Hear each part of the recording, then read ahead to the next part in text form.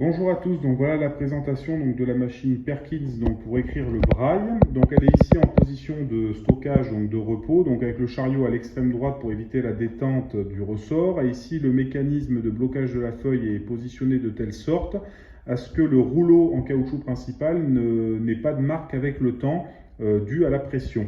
Donc nous allons pour commencer faire un test d'écriture sur cette feuille de papier qui est en taille 80 grammes.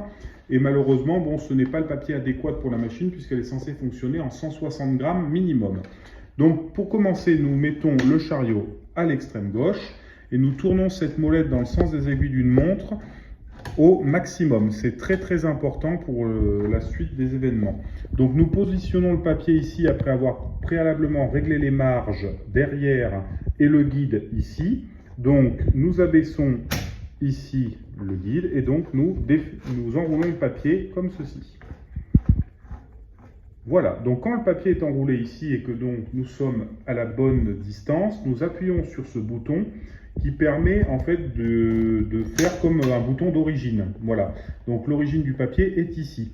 Donc nous pouvons maintenant écrire en braille et embosser le papier avec tous les caractères possibles et imaginables du braille, puisqu'en effet ces 6 petites touches sont censées faire l'ensemble des chiffres et des lettres de l'alphabet. Donc comme on peut voir, le papier est embossé. Et donc quand nous allons arriver au bout du papier, parce que la marge a été réglée, une sonnette se fait entendre. Donc il nous indique qu'il faut qu'on passe à la ligne suivante. Donc nous utilisons ce bouton pour défiler le papier et donc nous bougeons le chariot ici. Donc nous pouvons recontinuer à écrire. Donc ici c'est le bouton espace, évidemment, qui ne sert qu'à faire l'espace, et tout ça c'est des boutons de caractère. Ça c'est le bouton de retour au cas où si nous faisons une erreur, ce qui permet de réimprimer un caractère par-dessus l'ancien. Voilà, et donc une fois que tout cela est fait, il suffit tout simplement de récupérer le papier initialement embossé.